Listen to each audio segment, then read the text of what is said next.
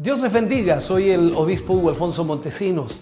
La palabra de Dios para nuestras vidas está llena de esperanza y nos muestra los principales pilares de la fe en nuestro Señor Jesucristo. Te invito a ver con mucha atención el siguiente mensaje. Esperamos que esta palabra pueda bendecir y fortalecer tu vida. Te invito a ver el mensaje de Dios. Segunda de Reyes, capítulo 2, versículos 19 al 21. Leemos la palabra del Señor, lo hacemos en el nombre de nuestro Señor Jesucristo.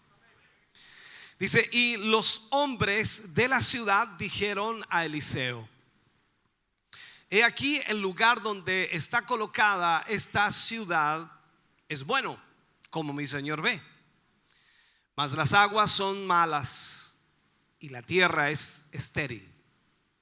Entonces él dijo: traedme una vasija nueva y poned en ella sal. Y se la trajeron. Y saliendo él a los manantiales de las aguas, echó dentro la sal y dijo: así ha dicho Jehová, yo sané estas aguas, y no habrá más en ellas muerte ni enfermedad. Y fueron sanas las aguas hasta hoy, conforme a la palabra que habló Eliseo. Oremos al Señor. Padre, en el nombre de Jesús vamos ante su presencia, dando gracias por su gran amor, por su gran misericordia. Gracias, Dios mío, porque siempre a través de su palabra somos bendecidos y somos también fortalecidos, guiados y enfocados en el propósito suyo. No hay duda, Señor, que necesitamos la sabiduría suya, necesitamos la capacidad, Señor, para poder ministrar el corazón de su pueblo y el corazón de su iglesia. Yo le ruego, Señor, que si mis palabras no son lo suficientemente claras, tu Espíritu Santo pueda tratar en el corazón de tu pueblo y hacerles ver, Señor, y conocer y entender lo que tu palabra dice. En el nombre de Jesús yo te pido en esta hora tu guía y tu dirección para la gloria de Dios. Amén y amén, Señor. Fuerte ese aplauso de alabanza al Señor. Gloria a Dios. Puede sentarse, Dios le bendiga. Esperamos que a través de esta palabra podamos todos ser bendecidos. Vamos a hablar y usar como título, quizás hemos usado en otra oportunidad este mismo título, una vasija nueva. Una vasija nueva. Todo esto estará enfocado en la dirección de lo que Dios desea de su iglesia. La vasija en este caso representa a la iglesia del Señor. Y en todo momento cuando hablemos de esta vasija hablaremos por supuesto de nosotros, la iglesia del Señor. Una de las cosas que nosotros debemos entender, comprender, que una renovación general de la vida espiritual es de una tremenda necesidad en el día de hoy en la iglesia, en estos tiempos. O sea, debe haber una renovación de la vida espiritual. Con esto podemos decir y pensar que la vida que llevamos, y hablo en general de la vida que llevamos, quizás es una vida vieja, una vida que no ha llegado a su límite o no ha tenido la ejecución real de lo que Dios desea.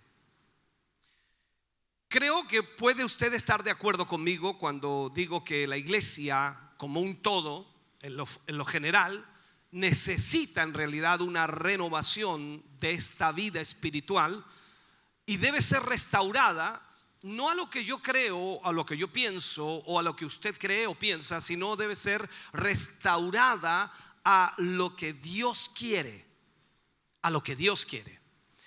Eso para nosotros es un poco dificultoso entenderlo, porque siempre estamos tratando de hacer lo que creemos correcto. Estamos tratando de hacer lo que creemos que es mejor. Estamos tratando de hacer o lograr o alcanzar lo que pensamos que puede ser lo mejor para lo espiritual. Pero aquí es lo que nosotros debemos entender, es que debemos hacer lo que Dios quiere restaurar en lo espiritual a la iglesia a lo que Dios quiere. Para entonces poder cumplir esta renovación se necesita, de acuerdo a lo que leemos en este pasaje, una vasija nueva. Una vasija nueva. En este sentido, entonces, necesitamos y es necesario que seamos un instrumento conformado a la mente de Dios. Por eso entonces vemos en la Escritura que nos enseña que nosotros como hijos de Dios pasamos a ser una nueva criatura, una nueva creación. Allí también Pablo enfoca y dice que las cosas viejas pasaron, he aquí todas son hechas nuevas en Cristo Jesús. Por lo tanto, Dios lo que desea es que nosotros seamos una vasija nueva, el instrumento nuevo. Dios no podrá ni usará nuestra vida de acuerdo a lo que vivimos en pecado, de acuerdo a lo que vivíamos en Cristo. Dios usará a la nueva criatura, a esa nueva persona en Cristo Jesús con una vida espiritual. Entonces, como dije, para poder cumplir esta renovación se necesita esta vasija nueva. Y usted y yo estamos acá, hermano querido, para hacer exactamente esto. Un vaso nuevo a través del cual Dios pueda derramar de su presencia, pueda derramar de su conocimiento, y que Dios de una u otra manera pueda entonces a través de nosotros expresarse a este mundo y mostrar lo que Él desea que nosotros seamos. Dios nunca ha necesitado otra cosa sino un vaso nuevo. Y eso lo vemos en la Escritura. También Pablo escribe en un momento y dice que este tesoro es puesto en vasos de barro para que la excelencia del poder sea de Dios y no de nosotros. Esto implica entonces que el poder de Dios fluirá en nosotros, pero nosotros no seremos quienes gobernamos ese poder, sino que Dios obrará a través de nosotros, y quien se llevará la gloria de lo que suceda no será la persona, sino será Dios, pues Dios usará solamente a esa persona como un instrumento o como un recipiente de su presencia. Este vaso es sumamente importante, claro que es importante, porque contiene el líquido que necesitamos para beberlo. Sin este vaso usted no podría beber este líquido, porque es un hecho de que si yo lo derramo aquí no tendría forma de beberlo. El vaso es importante, pero si usted mira en importancia, ¿qué es más importante? Usted me diría es el líquido. Yo no me bebo el vaso literal, yo me bebo lo que contiene el vaso. Y eso es lo que Dios quiere que nosotros entendamos. Usted y yo somos el instrumento, somos el vaso en donde Dios derrama de su gracia, de su poder, y de esa manera entonces Él puede mostrar su gloria a este mundo a través de nosotros, que siendo imperfectos, que siendo pecadores, Dios transforma nuestra vida para renovarnos en lo espiritual y hacer de nosotros un vaso nuevo o una vasija nueva, como se llama aquí. Entonces, como dije, Él nunca ha necesitado otra cosa fuera de ese vaso. Él se aseguró, por ejemplo, en el día de Pentecostés, de tener esos recipientes en donde Él pudiera derramar de su espíritu. A veces nosotros pensamos, y claro, la Biblia lo dice en el principio, cuando vamos al libro de Génesis, capítulo 1, y allí comienza la escritura, dice: en el principio, ¿cierto?, el Espíritu de Dios se movía sobre la faz de la tierra. Y eso pareciera que nos da a entender que el Espíritu Santo está moviéndose por todas partes sin tener un lugar donde pernoctar o quedarse o actuar. Pero la palabra de Dios nos muestra que el Espíritu Santo viene para hacer vida en nosotros. O sea, también Pablo lo explica y dice que nosotros somos templo del Espíritu Santo de Dios. Y el Espíritu Santo habita en nosotros. Por lo tanto, en ese sentido, el Espíritu Santo está en nosotros para actuar a través de nosotros. Y Jesús se aseguró que ese vaso o ese recipiente estuviera listo y estuviera preparado para recibir el Espíritu Santo. En Pentecostés 120 personas estuvieron en el aposento alto y a través de ellos Él pudo tocar y alcanzar al mundo entero. Entonces piensa por un momento, si en aquel momento el Espíritu Santo descendió sobre 120 personas y alcanzó al mundo entero a través de ellos, ¿cuánto querrá Dios hacer con nosotros? Para renovar la iglesia en forma general, Dios debe tener un instrumento. Dios debe tener ese vaso. Entonces debe ser el instrumento que tiene que estar basado únicamente en las órdenes del Espíritu Santo y al mismo tiempo debe cumplir los requisitos que el Espíritu Santo requiere para ser derramado en él. Esto es lo importante. Ahora, yo no estoy sugiriendo algún nuevo cuerpo exclusivo en este sentido, ni tampoco una clase superior espiritual. No estoy hablando de eso. Necesitamos aquí reconocer, hermano querido, en la historia de la restauración espiritual, que el instrumento usado ha sido siempre un instrumento relacionado, no exclusivo, no aislado, sino relacionado con Dios. Dios puede hacer esto con cualquier persona que está relacionado con Dios.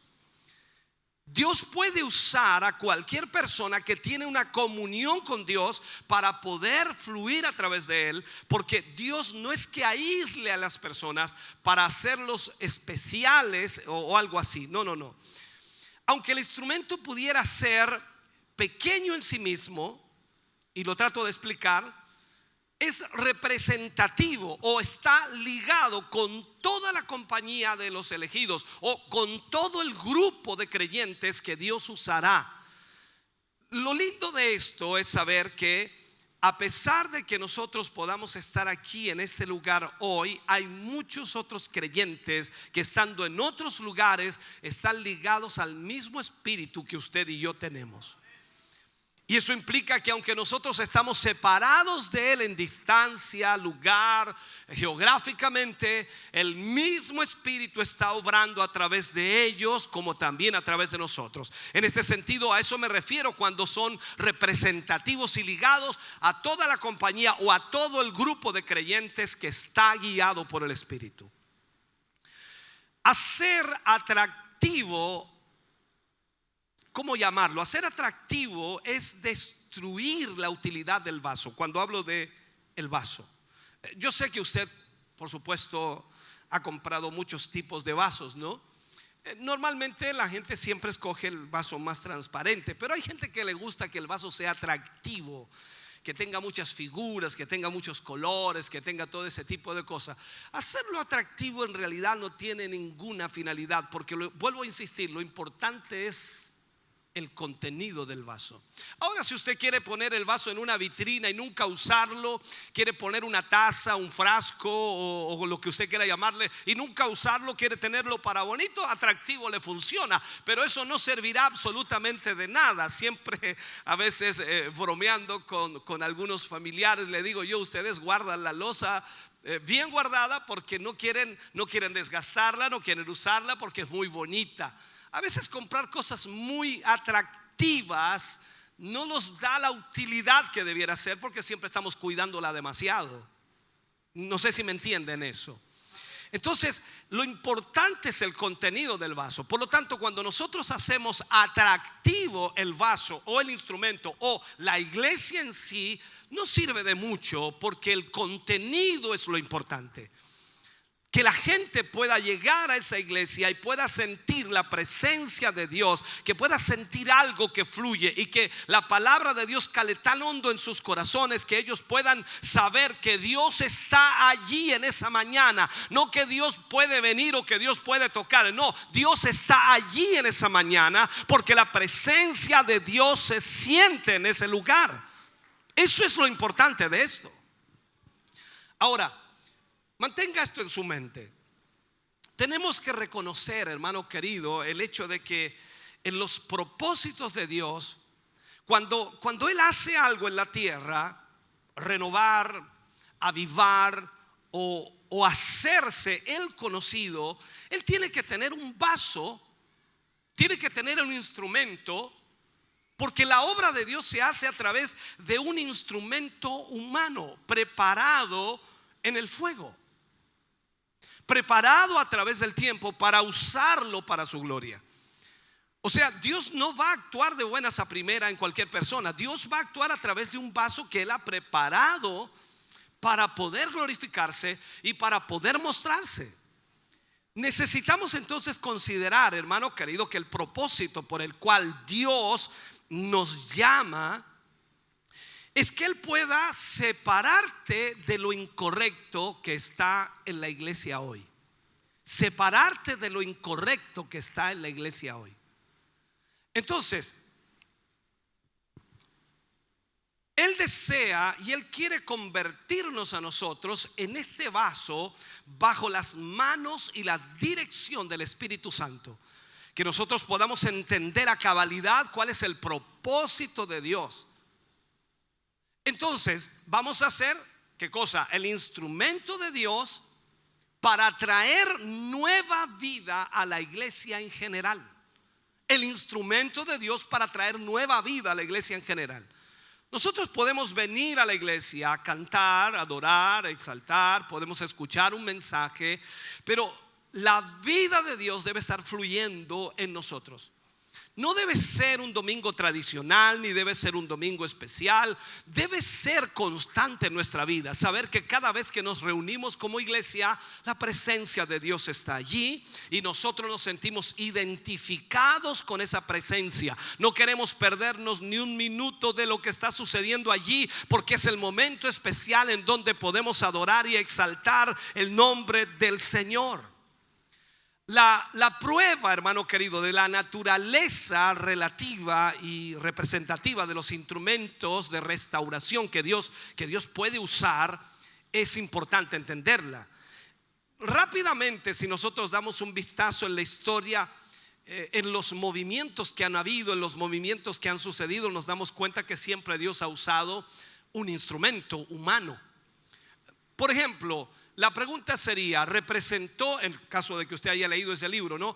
¿Representó Esther un instrumento llevado al trono en esa hora, en ese momento, en contra de todo aquello que se había planificado, esa planificación satánica para matar al pueblo de Dios? ¿Representó Esther ese instrumento de Dios?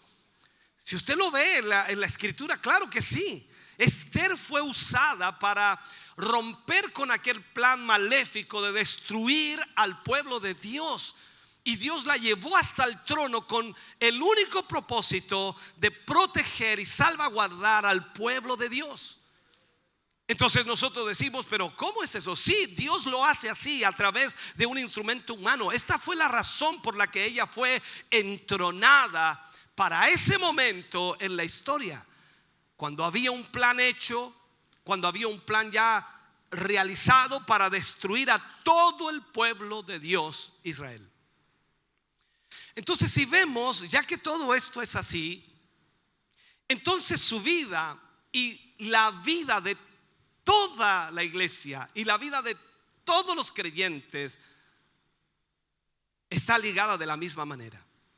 En el caso de Esther, la vida de todos los judíos dependía de ella e incluso su propia vida dependía de lo que ella hiciera.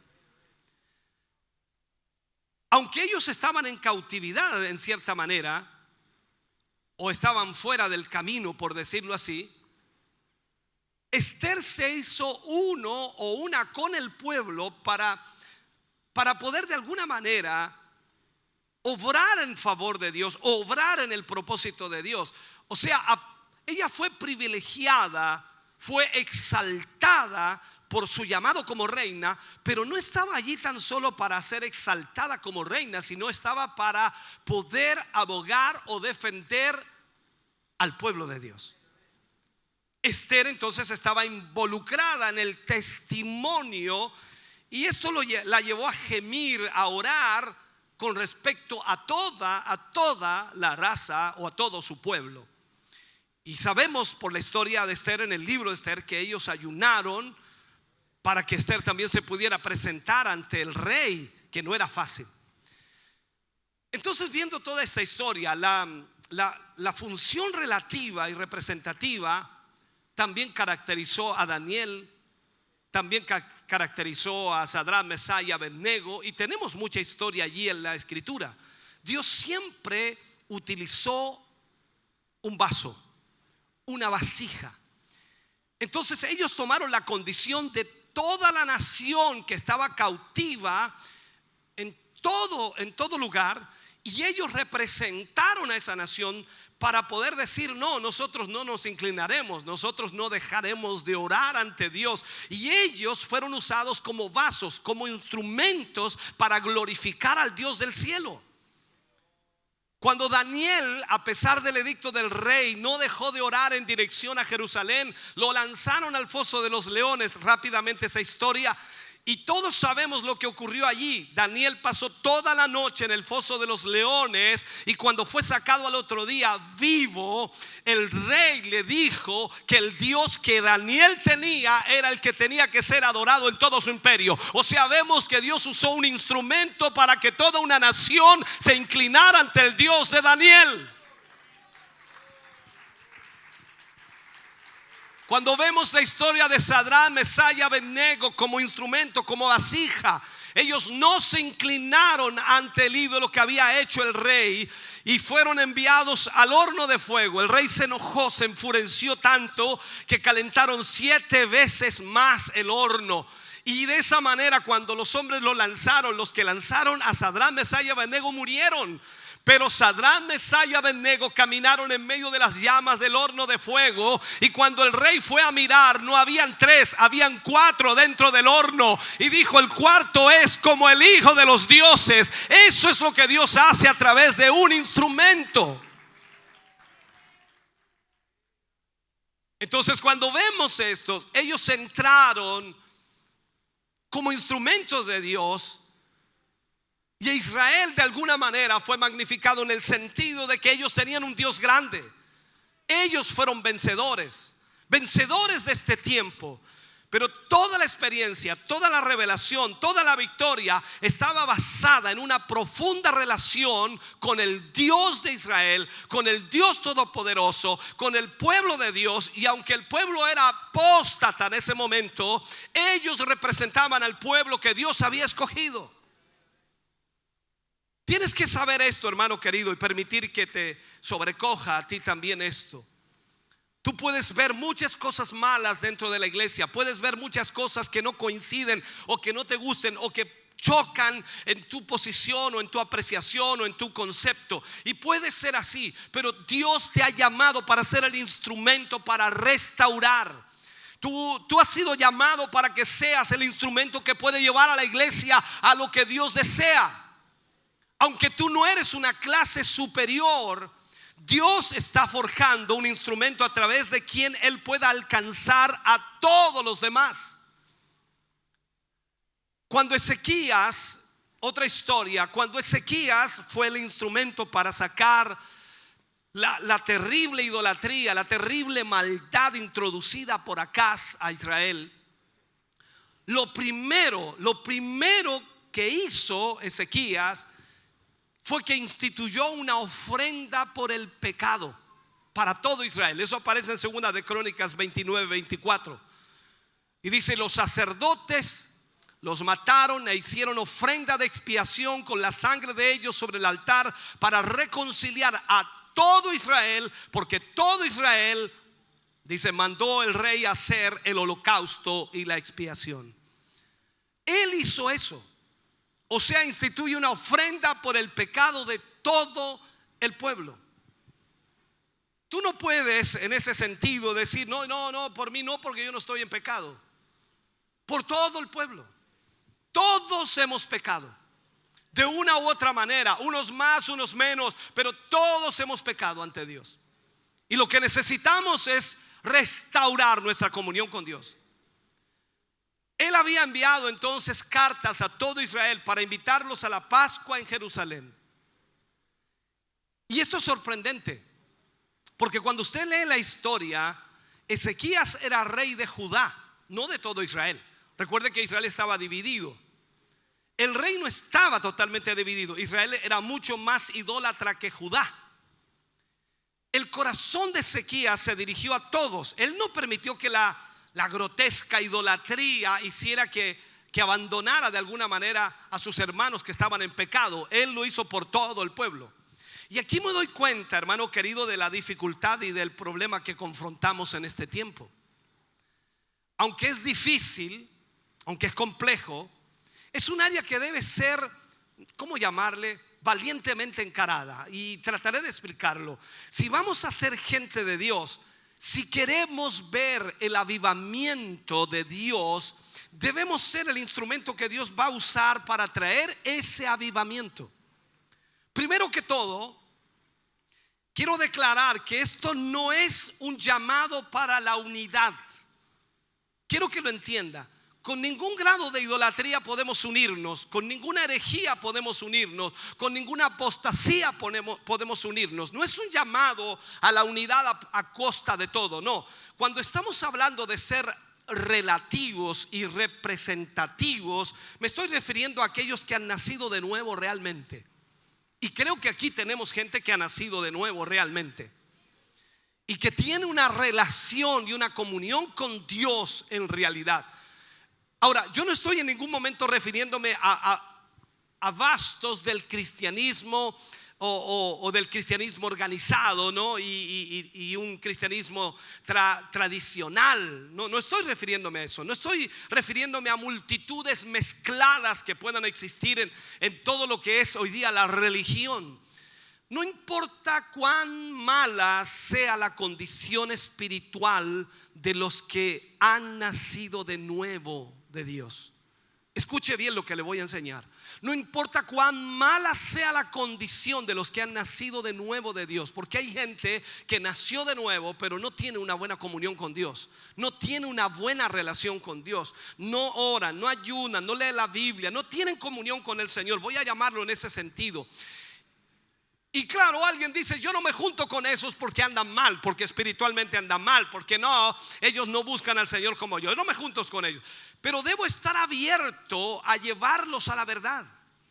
Debo estar abierto a ministrarles. Ahora, esto no significa que compartamos sus obras o lo que está mal, pero sí significa una actitud diligente, una actitud amorosa, una actitud atenta, una actitud que ayude con celo, con fervor para la restauración de tales obras y un cambio en la vida de ellos.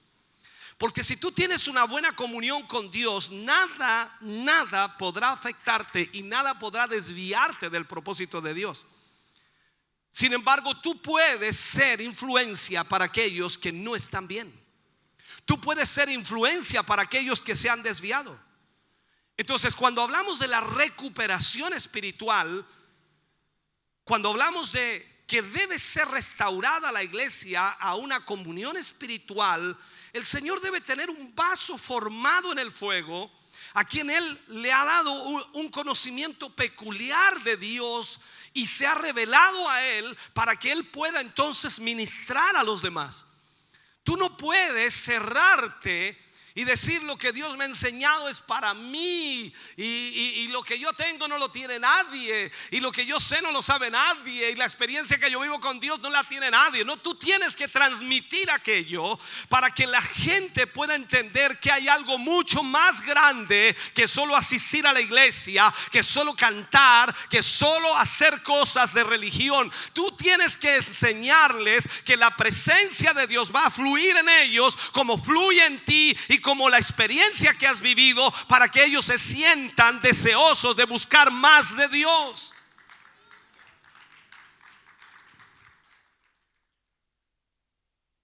Ese instrumento, hermano querido, debe pararse puramente sobre la base de la vida de Dios en él.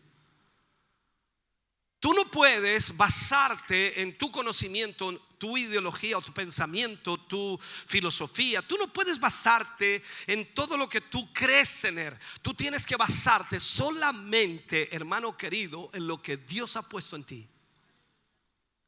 Y todo eso viene de Dios. Así que no hay algo que tú puedas vanagloriarte y decir, es que yo soy. No, tú no eres. Pablo dijo, ya no vivo yo, Cristo vive en mí. O sea, Pablo está diciendo, todo lo que hago, lo hago porque el Señor me guía a hacerlo. O sea, en otras palabras, no tengo nada bueno en mí, solo lo que ves bueno en mí viene de Dios, viene del Señor. Entonces, cuando vemos esto, todos tus métodos, todos los medios, todo lo que puedas usar deben ser aquellos que se hayan despojado de alguna manera, o deben ser aquellos instrumentos que se han despojado de todo aquello que es humano y le permiten a Dios obrar a través de ellos para poder de esa manera entonces llevar a la madurez a aquellos cristianos. ¿Sabe? Uno de los problemas que tiene la iglesia cristiana hoy es que no sabe medir el costo de lo que significa realmente pagar el precio para ser un instrumento de Dios. Hoy vemos a mucha gente en una forma increíble haciendo esfuerzos humanos, no en lo espiritual sino en lo secular, en muchas cosas, tratando de lograr lo que quieren. Hoy día la gente de elite del deporte entrena 4, 5, 6 hasta 7 horas diarias para lograr tener el físico, la energía, la fuerza necesaria para cumplir con lo que ellos desean alcanzar. Tenemos que se eximen de comidas, de alimentos que tú y yo comemos todos los días, pero ellos no los comen porque dañan su metabolismo. Y son sacrificios enormes para lograr a veces una medalla, para lograr una victoria. Enormes sacrificios. Conocí la historia de un atleta que en toda su carrera, más de 15 años trabajando, esforzándose, entrenando, ganó solo una medalla, y ni siquiera fue de oro, ni siquiera fue de plata, fue de bronce. Una sola medalla en 15 años. Y cuando le preguntaron si había valido la pena, él dijo que sí, había corrido en cientos de carreras, pero solo logró una medalla.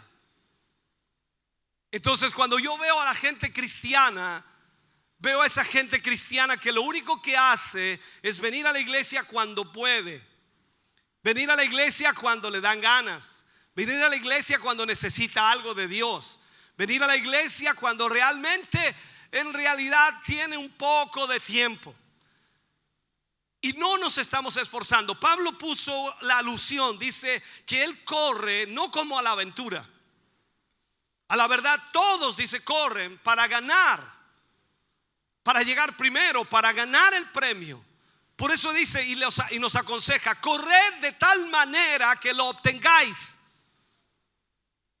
Aquí hay muchos hermanos que te llevan la ventaja, hablo en general, y que tú los ves que han llegado al final. Dice, este viene llegando recién y mira cómo va a 180 por hora, este ya se va a pegar el costalazo. Pareciera que no quieres que los demás crezcan, pero no es problema de ellos, es tu problema, que te quedaste estancado, que ya no entrenaste más, que ya no hiciste esfuerzo, que ya no hiciste sacrificio, que ya no quieres esforzarte porque no entiendes lo que significa pagar el precio para ser el instrumento de Dios. Yo vengo a este lugar para ser el instrumento de Dios, y eso implica esfuerzo, sacrificio, esmero, desvelos, preocupaciones, en fin, todo lo que puedas llamarle. Pero es importante que si queremos ser usados por Dios, debe haber un esfuerzo de nuestra parte para que Él nos use como ese instrumento.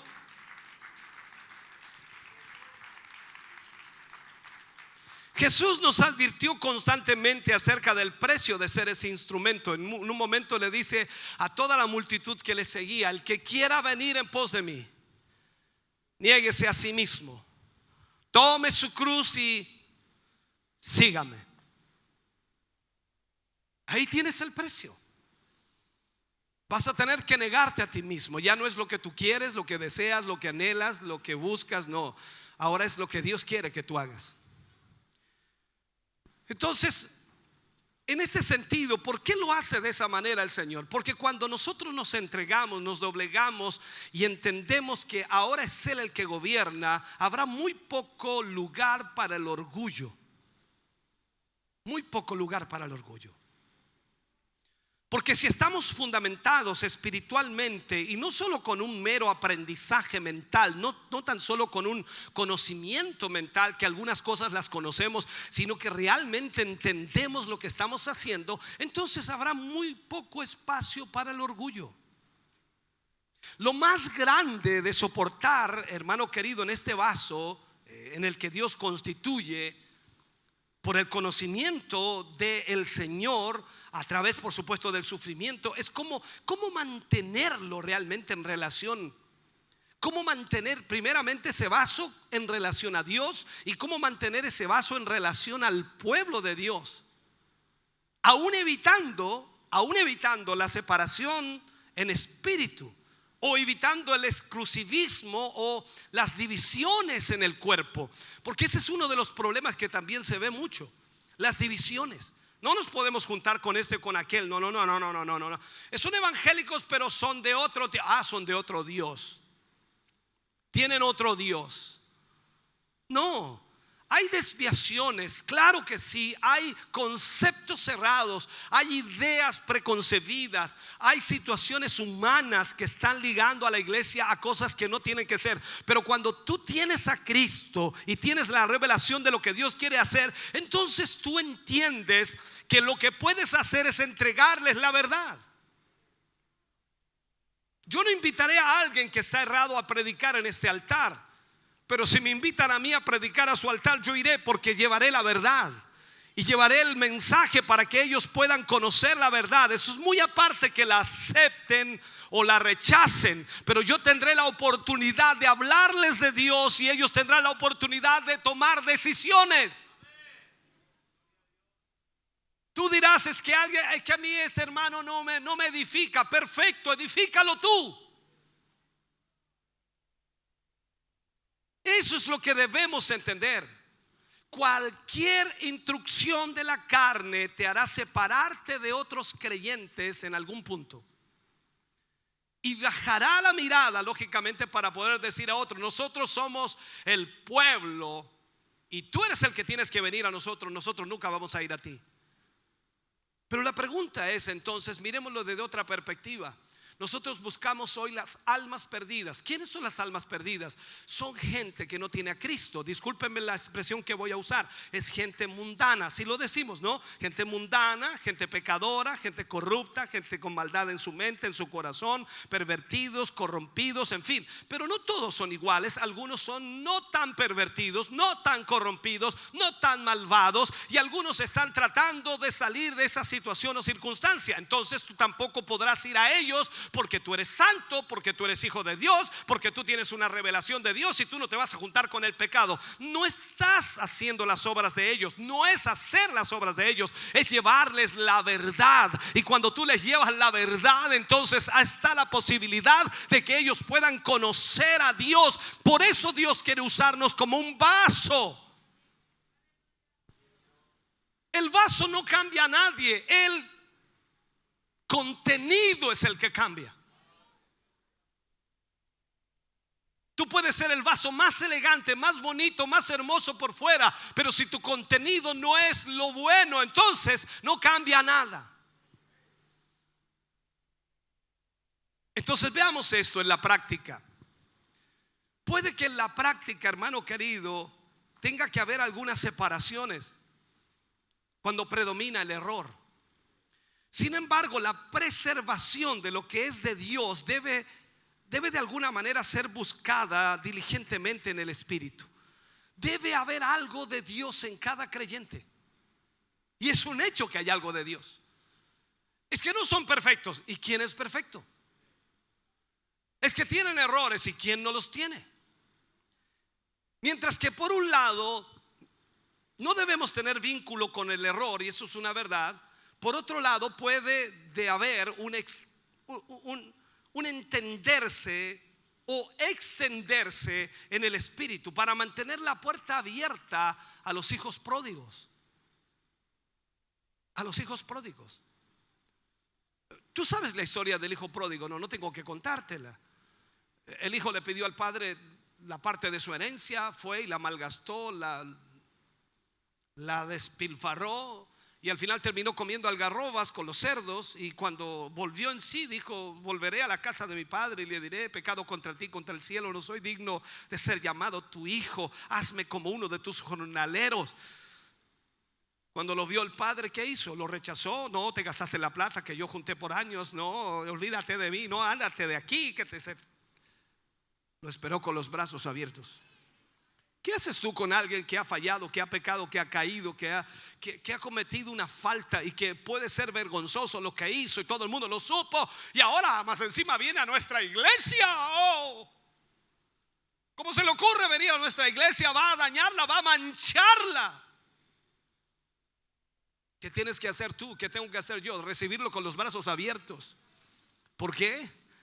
Porque son hijos pródigos que necesitan el amor del Padre, que necesitan el cariño del Padre. Dios está con los brazos abiertos esperando a todo pecador. ¿Cómo tú no vas a hacer lo mismo?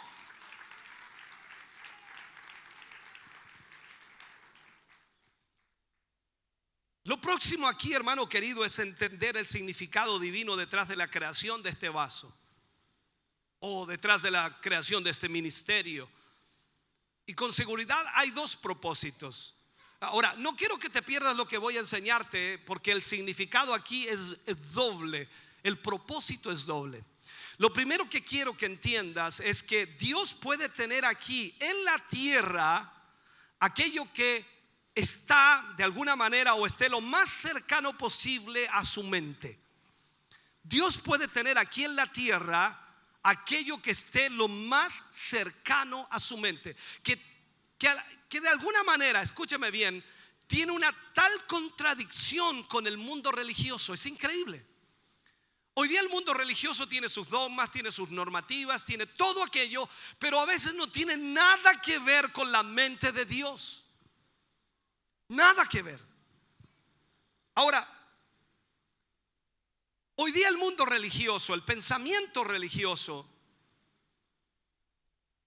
posiblemente no esté enseñando nada que tenga que ver verdaderamente con una expresión de la mente del Señor. Tenemos que aceptar que no es suficiente para ti, ni mucho menos para mí, reconocer que hay algo equivocado allá afuera. No es suficiente aceptar eso. Tú miras el mundo de pecado, de maldad, de corrupción y todo lo que está sucediendo en el mundo entero, la vulgaridad, la corrupción, todo lo que está sucediendo allí. Dice: no, allá el mundo está horrible, está malo, hermano, no vayas para allá. Perfecto, lo entendemos.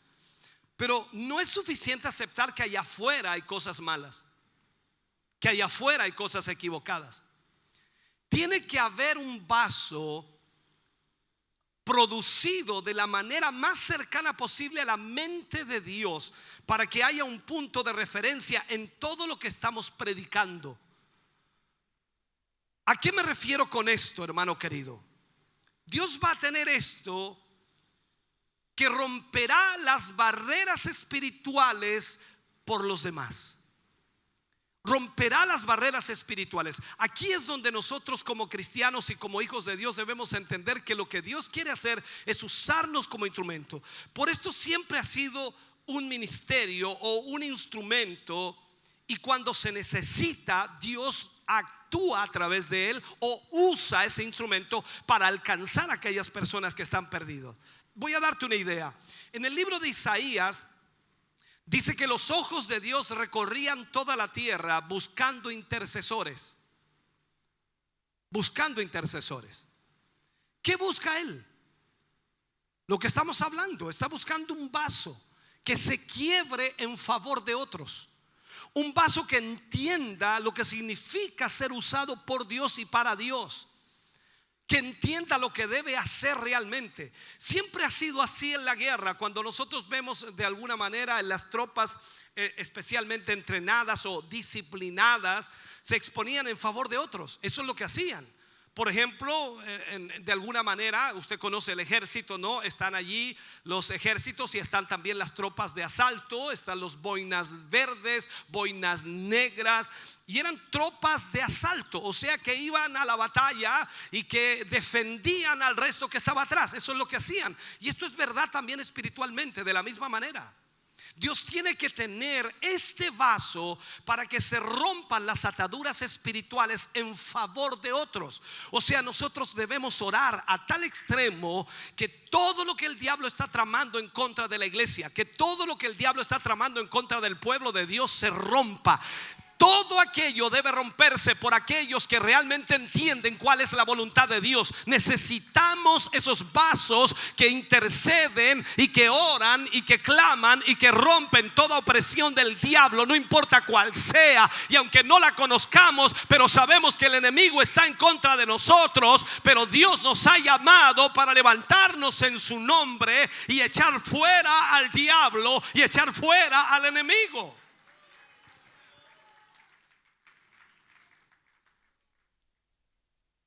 Recuerdo una historia, y quizás hay muchas experiencias mías, pero recuerdo la experiencia de un pastor que contaba. Él dice que una de las iglesias más grandes en la ciudad, esto es una historia de Estados Unidos, y cuenta la historia de que era una iglesia pentecostal de morenitos, de morenos, y tenían ellos una convención e invitaron a un predicador que era un predicador muy fogoso y lleno del Espíritu. Y ese servicio estuvo grandioso, dice, mucha adoración, una gran prédica del evangelio. Y el que predicó, por supuesto, predicó acerca del camino de la santidad. Les habló de eso, del camino de la santidad. Y dice que comenzó desde Isaías y predicó cerca de 2 horas, llevándolo hasta Juan 10:10, donde Jesús dijo que Él era el camino. Ahora, ya cerca de las 11 de la noche, imagínense, el culto había comenzado temprano, pero se había extendido. Este predicador tenía compromisos y tenía que irse. Y le dice al obispo que lo había invitado a esta convención, le dice: debo irme, tengo que irme, ya es tarde para mí, yo tengo que irme. Y el obispo le decía: por favor, no se vaya aún, aquí va a pasar algo, aquí va a ocurrir algo. El obispo veía que aparte de todo lo que ya había sucedido, iba a pasar algo mayor. Pero él le dijo: tengo que irme. Y lógicamente el obispo le dijo: te llamaré cuando suceda. O sea, lo que va a pasar va a ocurrir y yo te voy a llamar cuando suceda. Terminó la reunión, dice él, y se fue. Lógicamente, cuando él se fue, aún había gente en el altar y muchos estaban orando.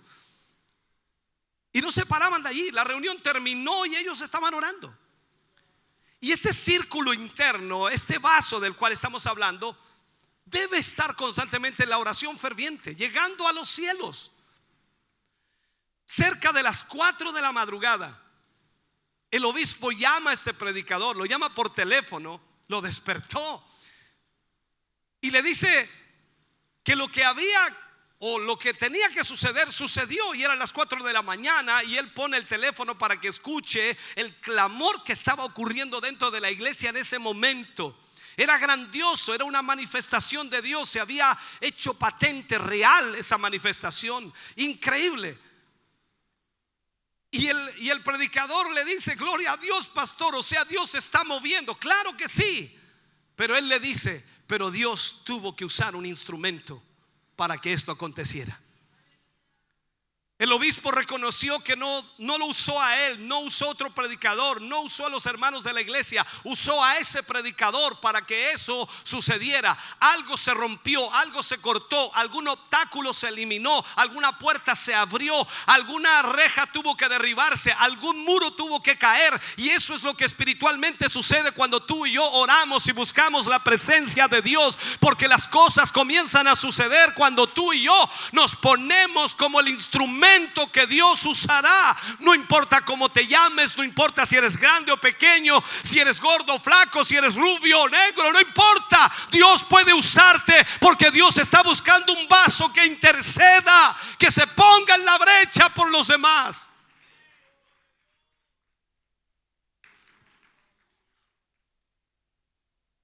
En segundo lugar, aquel vaso le da al Señor su utilidad, hacia lo cual trabajar. Dios le da la dirección. Cuando Él crea un sentido de necesidad en el pueblo, en su pueblo, Él va a tener aquello que puede ser su medio de suplir esta necesidad en el conocimiento espiritual. O sea, Dios dirige los corazones hambrientos hacia aquellos que le conocen a Él. Esto es como un imán. Tú sabes lo que causa un imán. Atrae todo lo que es metal. Hay gente necesitada allá afuera, pero no la va a traer a este lugar el Señor si tú y yo no entendemos que debemos suplir la necesidad espiritual de ellos. Tú vienes aquí y entiendo, venimos aquí con una necesidad espiritual. A veces los hermanos se me acercan, me dicen: pastor, vine tan mal hoy día, pero la palabra me animó. Y lo entiendo, lo comprendo, no lo critico, es una realidad muchas veces. Pero ¿cuándo será el día en que nosotros venimos a este lugar no decayendo, no muriendo, sino llegamos victoriosos ya en los atrios con alabanza? Venimos a glorificar el nombre del Señor porque ha sido una semana en la cual Dios nos ha dado victoria, en la cual Dios nos ha mantenido en pie, en la cual Dios nos ha dado salud, en la cual Dios nos ha protegido, nos ha cuidado, nos ha provisto, nos ha suplido. Y llegar a este lugar agradeciendo a Dios por lo grande que ha sido. Y te aseguro que el culto será diferente para ti. Desde el comienzo hasta el final adorarás, alabarás, exaltarás al Señor. No te preocupará otra cosa sino solo darle la gloria a Él.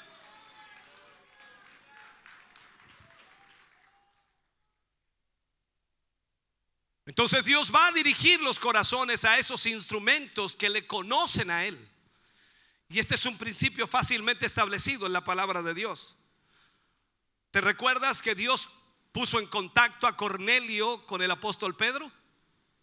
¿Cuál era la necesidad de Cornelio? Cornelio necesitaba a Dios en su vida y lo puso en contacto. Ve a la casa o a la calle que se llama a la derecha, allí está un hombre orando.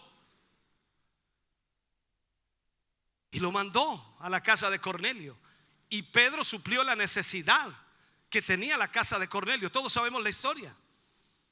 Cuando Apolos predicaba y ministraba del Señor, aparece una Priscila y Aquila para guiarle mejor en el camino del Señor. Todo eso lo vemos.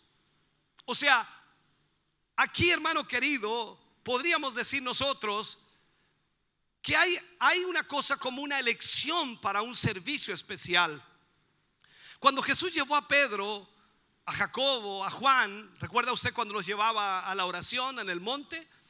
Lo llevaba, por supuesto, a una actividad más íntima, en revelación de su propia vida, porque recordemos que también en una de esas oportunidades el Señor estuvo en la transfiguración, en donde su cuerpo y sus vestidos se volvieron tan blancos, pero tan blancos. Y esa revelación extraordinaria en donde aparece Moisés y Elías al lado de él, hablando con él. Entonces todo aquello lo vivió Pedro, Juan y Jacobo. Entonces quiero que entienda algo. Jesús no es culpable aquí de una división. Jesús no está tratando de dividir el cuerpo y sacar a Pedro, Juan y Jacobo del resto de los discípulos porque ellos eran mejores que ellos. No era por eso. Quiero que lo entiendas. Él no estaba haciendo de ellos un grupo separado, especial o privilegiado. No es eso. Él estaba acercándose a él por una gran necesidad que iba a haber. Y esta fue la manera de proveer para esta necesidad. Jesús sabía lo que venía en el futuro. Jesús sabía lo que iba a ocurrir. Por eso luego vemos a quién, a Pedro, en el día de Pentecostés. Pedro, el que había recibido revelaciones de Dios, el que había estado orando con el Señor, el que había estado allí y aún el que lo había negado. Pero todas esas experiencias eran un cúmulo de relación con Dios y en donde Dios trabajó en su corazón. Y Pedro se para allí. Estos hombres que veis no están ebrios. Estos han recibido la promesa del Padre, la cual oíste por el profeta Joel. Y él habló, predicó, y 3,000 personas ese día se convirtieron al Señor Jesús. Eso es extraordinario, hermano. Hoy Dios está preparando este vaso.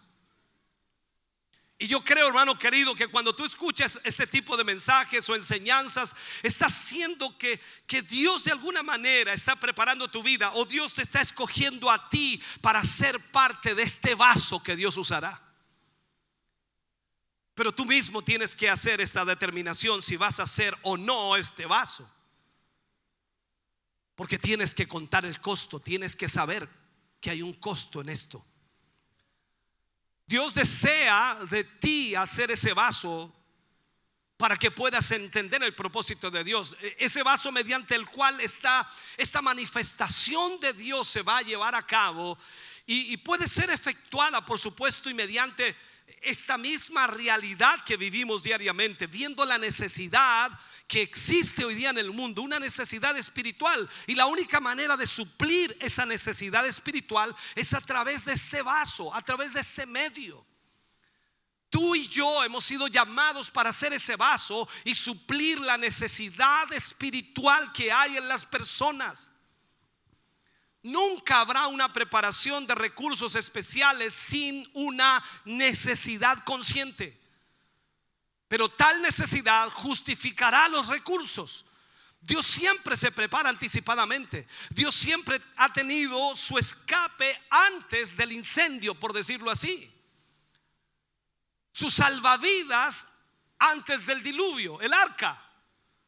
Su cruz antes de la maldición que estaba sobre todo el mundo. Esto es lo que Dios hace constantemente. Siempre tiene una respuesta para las necesidades. Ahora, yo creo que en los últimos tiempos de esta era, de este tiempo, hemos llegado al final de una dispensación y yo creo que Cristo viene ya. La redención, como dice Pablo, la redención está cerca. Todas las grandes señales apuntan hacia esto. Nos estamos acercando hacia la venida del Señor a pasos agigantados. Y hay algo grande que se está anticipando y todo lo indica. El Evangelio ha hecho un círculo completo, por decirlo así. A ver si lo puedo explicar. El Evangelio se ha ido al oeste. Porque Abraham, recuerde usted, con Lot se separaron. Ayer hablaba un poco de eso. Abraham y Lot se separaron y Abraham siguió el sol, por decirlo así. El Evangelio siempre ha seguido el sol y la simiente de probable de Caín fue al este. De ahí salió la terrible religión del hinduismo, el budismo, el islamismo y todo aquello. Todo salió de la simiente de Caín. Pero el Evangelio siguió el sol. Y a través de Europa, el Evangelio saltó al océano hacia América. Pero ahora está de regreso en la tierra donde empezó. ¿Te has dado cuenta de eso?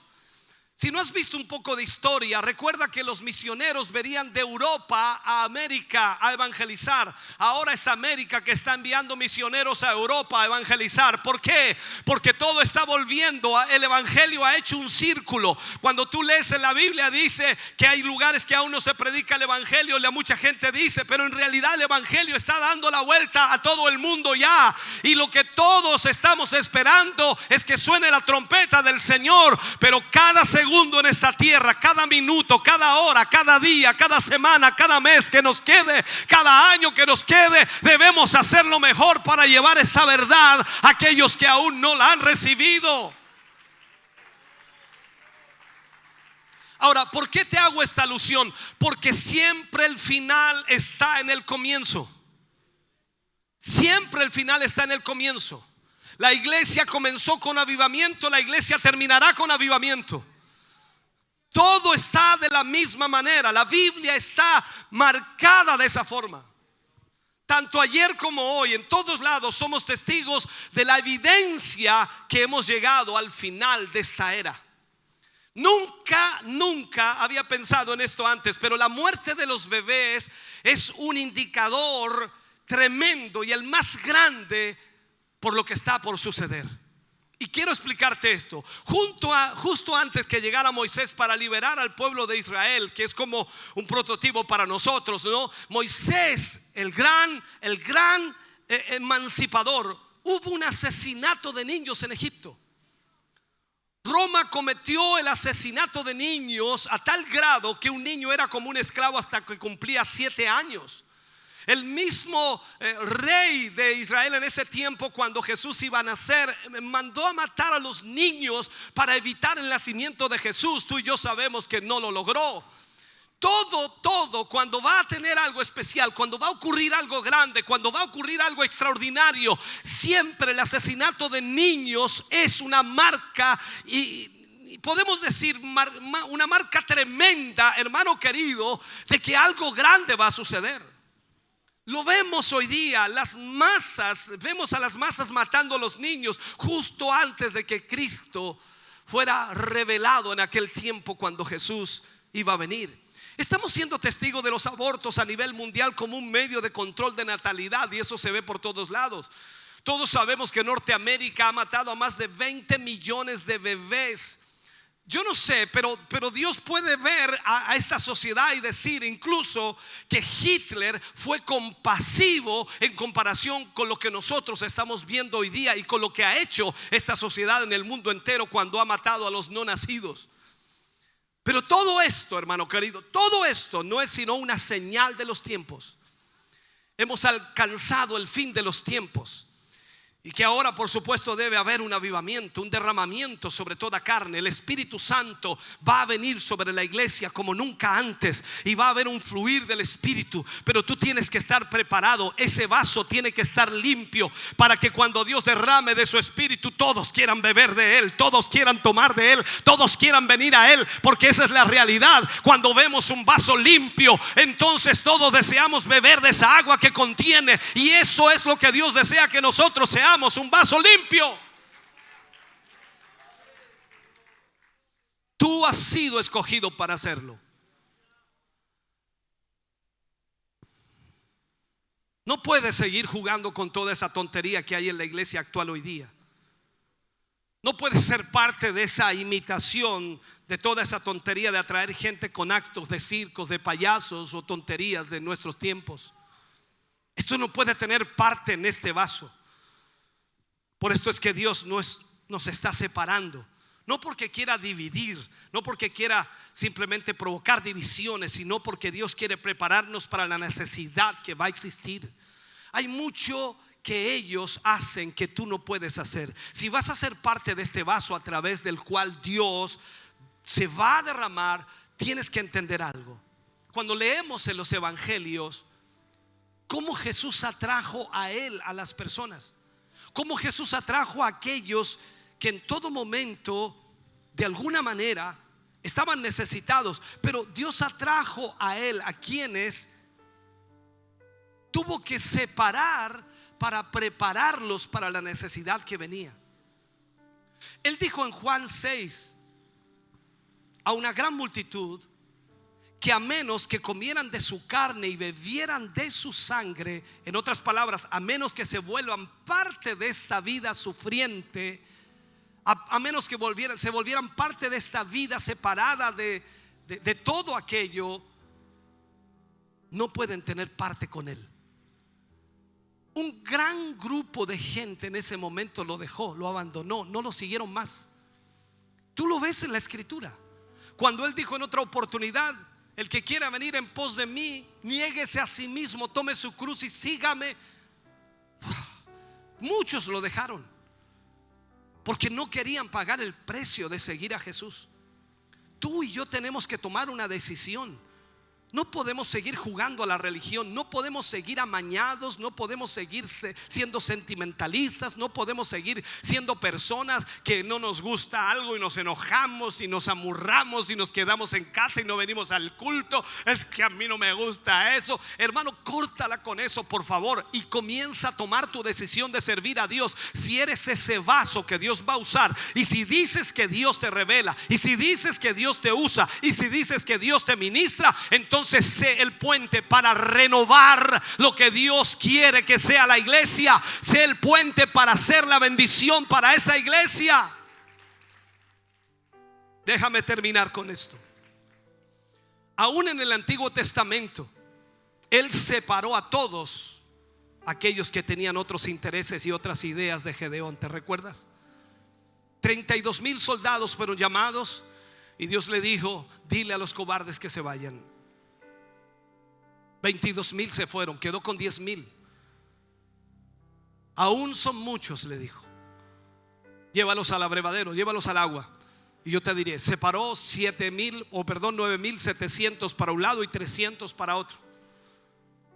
Dios lo dejó con 300 hombres, que pueden ser muchos para ti, pero en realidad contra un ejército como el que tenía Madián, era una locura, era imposible.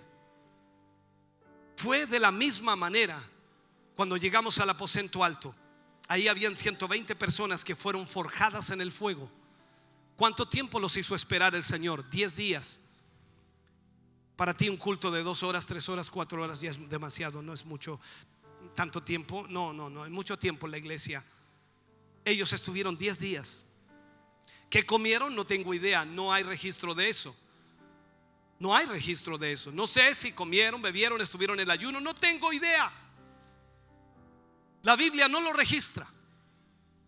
Entonces veamos esta realidad. Fueron forjados en el fuego, fueron preparados como vaso para alcanzar al mundo entero. Entonces un vaso preparado esperando la venida de Pentecostés y el nacimiento de la iglesia. Hermano querido, no estamos en el tiempo del nacimiento de la iglesia. Estamos en el tiempo de la cosecha de la tierra. El arrebatamiento de la iglesia ya está aquí. El arrebatamiento de la iglesia ya está presente. Estamos en los últimos días. Y para que nosotros realmente podamos cumplir con el propósito de Dios, Dios enviará un derramamiento del Espíritu Santo sobre toda carne, para que todos aquellos que están ligados a Él puedan entender el propósito final. Entonces un vaso está siendo forjado hoy en el fuego de Dios. Y este vaso, esta nueva vasija, donde Dios puede poner su sal otra vez, tal como lo hizo Eliseo en el pasaje que leíamos como base. Las aguas estaban malas, la tierra se había echado a perder por el agua mala, y Eliseo pidió una vasija nueva. Pongan en ella sal. Y derramó la sal, no la vasija, derramó la sal sobre las aguas, y las aguas fueron sanadas hasta este día. Entonces, para que lo que es verdaderamente de Dios pueda llegar al lugar y a la condición del arrebatamiento, nosotros debemos preocuparnos de hacer la voluntad de Dios. El derramamiento del Espíritu Santo hoy no es un despertar nacional. Su objetivo principal es abrir los ojos de los elegidos de Dios. No crea usted que el avivamiento que va a traer Dios sobre esta tierra es para despertar a las naciones a Cristo. No, es para abrirle los ojos al pueblo de Dios espiritualmente, para que entendamos el tiempo en que estamos viviendo, y nosotros predicaremos el evangelio y hablaremos de lo que estamos viviendo, y la gente al oír, al entender, vendrá a Cristo Jesús. Eso es lo que sucederá. Entonces, hermano querido, lo que estamos viendo hoy no es un avivamiento, es una apostasía en su mayoría. ¿Por qué? Porque no estamos viendo a gente venir a Cristo, no estamos viendo a las multitudes venir al Señor por la predicación del evangelio, porque lamentablemente la mayor parte de la gente cristiana evangélica no se está guardando para Dios, no está cuidando su vida ni su testimonio. Esta nueva vasija está siendo formada, y tú has sido llamado para ser parte de esta vasija, de la iglesia en general. Pero tú y yo debemos hacer la voluntad de Dios. Entonces lo que debemos pedirle a Dios es pedirle ayuda para poner nuestras mentes en ser este vaso del Todopoderoso, el cual Dios usará para alcanzar a millones de personas en este mundo. Yo creo que así será.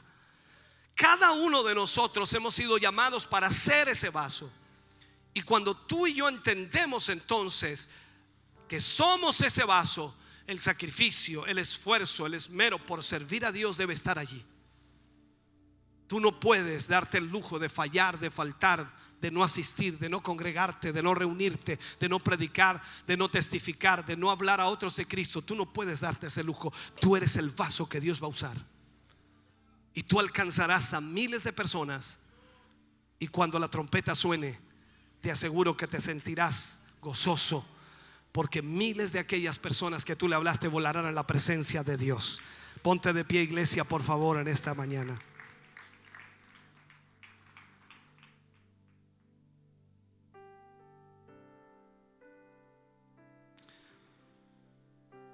Padre, oramos en el nombre de Jesús.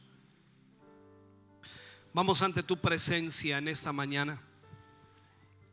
Primeramente dándote gracias por esta palabra que hemos predicado. Yo te doy gracias, Señor, por hablarnos, por ministrarnos, por enseñarnos.